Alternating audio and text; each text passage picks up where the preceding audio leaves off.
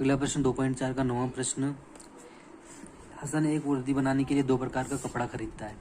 यानी कि उसको वर्दी बनाने के लिए 2 चीज़ें चाहिए। एक तो बनाता है वो इस सवाल के अनुसार, एक तो बनाता है वो कमीज़ और एक बनाता है वो पतलून, यानी कि पैंट या ट्राउज़र। तो अब इस सवाल को पहले हम समझ लेते हैं कि यहाँ पे क्या कह रहा है वो। तो जब कमीज़ और पतलून बनाता है तो 2 प्रकार का कपड़ा अलग अलग काम में लेता है। कमीज़ का भाव जो है वो 50 रुपये प्रति मीटर है, पतलून का भाव जो है वो 90 रुपये प्रति मीटर है। कमीज़ बनाने के लिए उसको प्रति 3 मीटर कपड़ा खरीदना पड़ता है, पतलून बनाने के लिए उसको जो है 2 मीटर का कपड़ा खरीदना पड़ता है। अब वो कमीज़ और पतलून बनाने के बाद में इनके ऊपर लाभ भी कमाता है।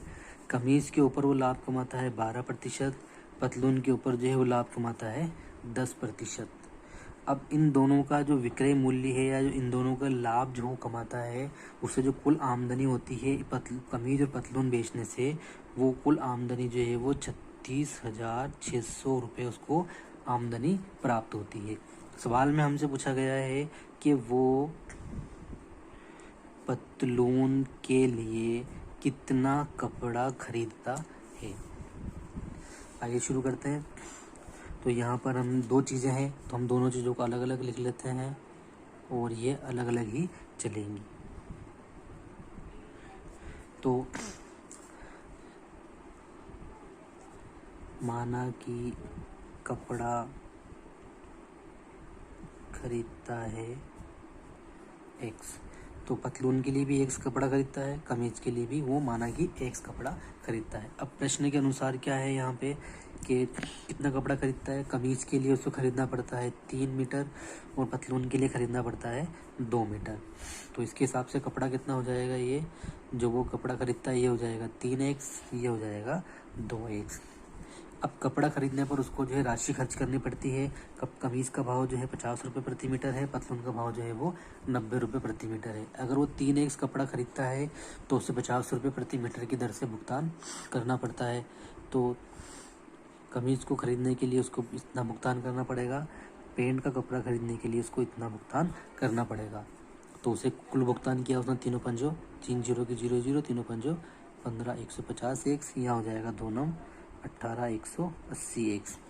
यानी कि ये उसकी कपड़े की लागत है। यानी कि शर्ट बनाने में उसको जो है ये रुपए खर्च होते हैं या ये लागत लगती है, और उसको जो पतलून बनाने में जो उसको है ये लागत आती है। अब इसके ऊपर वो लाभ कमाता है। क्या कमाता है? लाभ। कितना लाभ कमाना चाहता है? वो लाभ कमाना चाहता है इसके ऊपर 12% और इसके ऊपर कमाना चाहता है 10%। किसका 12% और किसका 10%? जो लागत मूल्य है उसका वो लाभ कमाता है। जैसे कि माना कि मुझे कोई वस्तु 100 रुपये में पड़ती है और मुझे उसको 20% लाभ यानी कि 20 रुपये लाभ के सहित मुझे कमाना है, 20% लाभ कमाना है, तो मैं इसका 20% निकालता हूँ। तो 20% मतलब 20/100। तो उसी प्रकार इसको 12% लाभ कमाना है, तो 150 एक्स का 12%, प्रतिशत का मतलब बटे 100। यहाँ भी इसी प्रकार हो जाएगा ये 180 इंटू 10/100। दोनों को हल कर लेते हैं। 1 0 से 1 0 कट जाती है, 5 से कट जाएगा, 5 तिया 15, 5 दूनी 10, 2 एकम 2, 2 छंग 12, तो क्या बचा 3 छंग 18 और ये एक्स। तो यहाँ पर जो इसको शर्ट के ऊपर या कमीज के ऊपर होने वाला लाभ है वो हो जाता है आपके 18x। इसी प्रकार इधर की तरफ देख लेते हैं, 1 0 से 1 0, 1 0 से 1 0, तो यहाँ पर क्या बचा कुल 18x। तो ये इसका लाभ हो गया है। ठीक, तो ये कमीज के ऊपर लाभ हो गया, ये उसके ऊपर उसके पतलून के ऊपर लाभ हो गया। अब वो इसको बेचता है, यानी कि कोई सेल करता है या विक्रय मूल्य बेचता है, विक्रय मूल्य के ऊपर बेचेगा तो जो बेचेगा वही पैसा उसके पास प्राप्त होगा। तो इन दोनों को बेचने से उसके बाद 36,600 रुपये प्राप्त होते हैं। तो उसका विक्रय मूल्य कितना होता है? जैसे मुझे कोई वस्तु 100 रुपये की पड़ती है, मुझे उसके ऊपर 20 रुपये लाभ कमाना है, तो मैं क्या करूँगा इसको कि मेरा लागत मूल्य और लाभ इन दोनों को जोड़कर मैं उसको 120 रुपये के अंदर बेचूंगा इसको। तो ये मेरा विक्रय मूल्य हो जाएगा जो मेरे पास में आएगा। तो इसके अंदर क्या शामिल है, एक तो मेरी लागत या जितने मुझे पड़ता है और उसके अंदर मैं जोड़ूंगा मेरा लाभ, तब जाके मुझे विक्रय मूल्य मिलेगा। तो यहाँ पर जो है हसन का विक्रय मूल्य कितना हो जाएगा कि उसको लागत कितनी, कपड़े की लागत कितनी पड़ी, तो यहाँ देखेंगे हम कि उसको 150 रुपये पड़ता है। लाभ कितना कमाना चाहता है, वो 18x कमाना चाहता है। उसी प्रकार अगर पतलून की बात करें तो वो क्या करना चाहता है, यहाँ पे उसको लागत पड़ी है 180x और लाभ कमाना चाहता है वो उसके ऊपर इतना। अब प्रश्न के अनुसार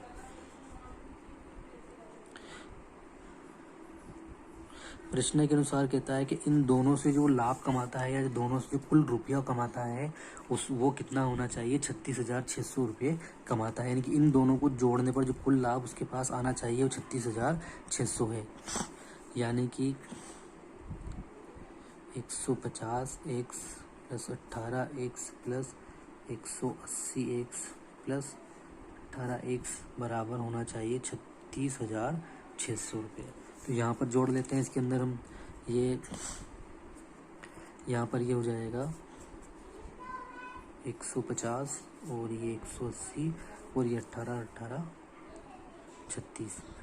तो ये हो जाएगा आपके पास 5 और 3 8 8 16 के 86 गया, ये कोई हो जाएगा 366x। तो ये हो जाएगा ये 366x बराबर 36,600। तो x बराबर हो जाएगा 36,600 बटे 366। तो ये कट जाएगा 366 एकम 366, ये भागने का इसकी 0, भागने का इसकी 0। तो x बराबर हमारे को प्राप्त हुआ यहाँ पे 100। अब x किसका मान है, वो कभी इन दोनों के लिए खरीदे गए कपड़े का मान है। तो x ही पतलून के लिए भी खरीदा गया था, कमीज के लिए भी खरीदा गया था x। तो अब पतलून के लिए कितना कपड़ा खरीदा गया था, 2x। पतलून का कपड़ा जो है वो कितना है, 2x। तो 2x का मान हमारे पास में आया 100। तो ये हो जाएगा आपके 200 मीटर। अगला प्रश्न है 8वां। हिरणों का एक झुंड जो है मैदान में चल रहा है, शेष उसका आधा भाग 3/4 पड़ोस में खेल रहा है और शेष बचे हुए 9 हिरण तालाब पर पानी पी रहे हैं। तो झुंड में हिरणों की संख्या ज्ञात कीजिए। तो यहाँ पर कुल मिला के यहाँ पर हिरण जो है 3 जगह है और तीनों जगह जो है कुल हिरणों का एक झुंड है। तो यहाँ मान सकते हैं, माना कि हिरणों की संख्या बराबर 1 से। अब ये जो झुंड के जो कुल 1 हिरण है, जो कुल हिरण है वो 3 जगह पर बटे हुए हैं। पहला झुंड जो है वो मैदान में चरता है, तो यहाँ लिख लेते हैं हम तीनों जगह, मैदान में चर रहा है। दूसरा है खेल रहे हैं,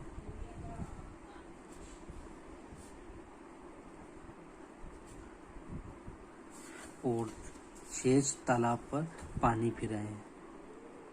तो ये तालाब पर पानी, तो इन तीनों जगह पे जो हिरण है वही हिरण जो है वो झुंड की कुल संख्या है।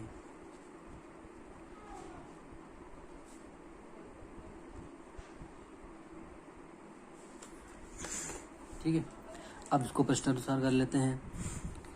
अब कुल हिरण है, अभी क्या कह रहा है कि एक झुंड का आधा भाग, झुंड का आधा भाग मतलब ये जो 1 से इसका आधा भाग, तो इसका आधे का मतलब है का गुणा आधा मतलब 1/2।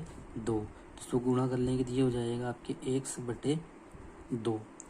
अब शेष का 3/4, अब आधा तो यहाँ चला गया और आधा कहाँ रह गया है, ये यहाँ पर है। यहाँ जो शेष है, अब शेष कितना है कि ये तो है मैदान में चरने वाले, तो कुल में से जो है इसको आधा कर लेते हैं। तो कुल भाग था 1, उसके अंदर से जो ये यहाँ पर चल रहे हैं, कितने चल रहे हैं, 1/2 को यहाँ पे कम कर लेते हैं।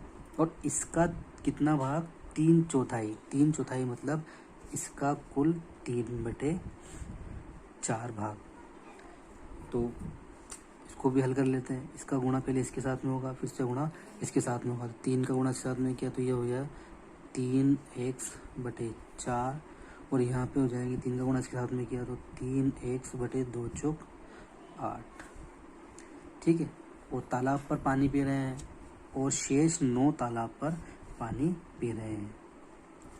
तो अगर तीनों स्थानों के ऊपर जो होने वालों की संख्या हमारे पास में है और कुल हिरणों की संख्या, इसको और इसको जोड़ने पर जो है x आना चाहिए। तो यहाँ इसको हल कर लेते हैं। x/2 3x/4 minus 3x/8 plus 9। इसको अगर आपको समझ में नहीं आता है तो इसको 9/1 लिखा जा सकता है। अब यहाँ पर इन तीनों के लघुत्तम लेंगे, 2, 4, 8 और 1 का लघुत्तम लेंगे। 2, 4, 8 और 1 का लघुत्तम लेने पर 2 एकम 2, 2 दूनी 4, 2 चौक 8। 1 का कुछ भी नहीं करना है, 1 का 1 ही 1, ये भी 1, 2 एकम 2, 2 दूनी 4।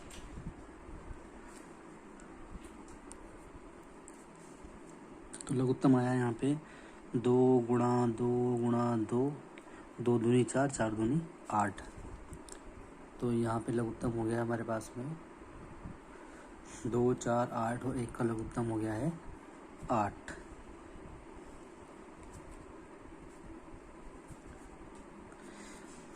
दो का भाग देंगे 8 में तो 2 चौक 8, 4 बार जाएगा। 4 का गुणा यहाँ करते हैं तो ये हो जाएगा 4x। इस 4 का भाग 8 में देंगे तो 4 दूनी 8, 2 बार जाएगा। 2 का गुणा करेंगे यहाँ पे तो ये हो जाएगा 2 तिया 6x। इस 8 का भाग 8 में देंगे तो 8 एकम 8, 1 बार जाएगा। तो 1 का गुणा यहाँ करेंगे तो 1 तिया 3 और 8, 1 का भाग देंगे 8 में तो 8 बार जाएगा तो ये हो जाएगा 8 9 72। अब पक्षांतरण कर लेते हैं तो यहाँ हो जाएगा 4 और 6 10। तो ये हो गया यहाँ पे 4 और 6 10x प्लस के और ये माइनस के 3x। तो ये हो जाएंगे यहाँ पर 7x प्लस के। तो यहाँ बचा आपके पास 7x और इस 8 को जो है इधर की तरफ ले जाते हैं तो ये यहाँ पर 8 के साथ में इसका हो जाएगा गुणा। तो ये हो जाएगा 8x और इस 72 को इधर की तरफ ले जाते हैं तो ये हो जाता है। ठीक है, अब इस 8 को वापस इधर की तरफ लाते हैं तो ये है 7x और इधर की तरफ ये 8 आएगा तो ये हो जाएगा माइनस का और ये माइनस के 72। तो 8 में से 7 में से 8 में 7 घटाएंगे तो यहाँ पे बचेगा 1x यानी कि माइनस का 1x बराबर 72। तो x बराबर हो जाएगा माइनस के 72 बटे माइनस का 1, x माइनस से माइनस 1 सत्य 7, 1 2 2। तो x बराबर 72 यानी कि हिरण में के झुंडों की संख्या जो है वो 72 प्राप्त होती है।